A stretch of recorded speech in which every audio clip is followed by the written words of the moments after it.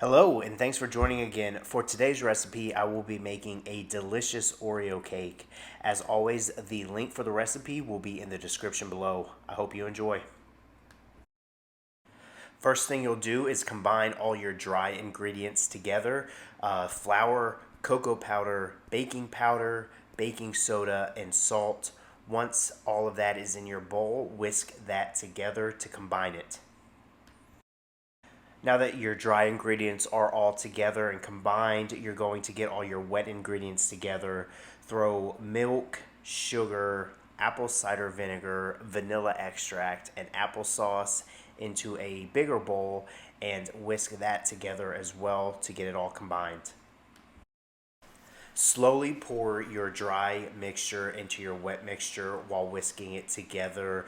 Once all of your dry mixture is mixed in, that is going to be your cake batter. Pour your batter into some oiled cake pans. Try to get it as even as possible so your cake layers are even. Throw your cake in the oven at 350 degrees. I started off for about 20 minutes. You'll see later that it was a little still undercooked, but start off low and work your way up. While my cake was cooking, I started making my icing.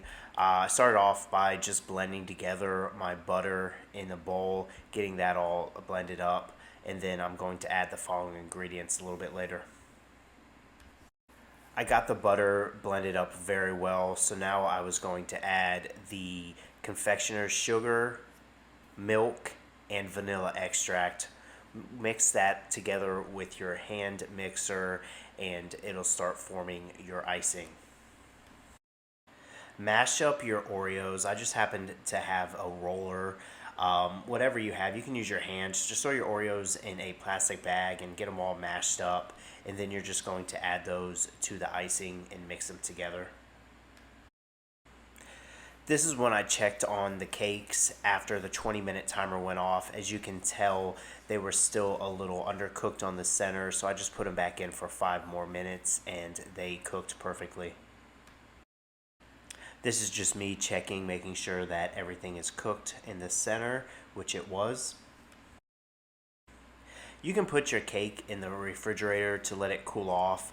One thing is you definitely don't want to ice this as soon as the cake comes out of the oven because the icing will melt. This is just me icing the cake. It was a little tougher to ice the cake this time because I had thrown the icing in the refrigerator. We had some stuff to do during the day, so the icing hardened up a little bit. But if you leave the icing out after forming it while your cake is in the refrigerator cooling off, it's a lot easier than what appears to have happened here.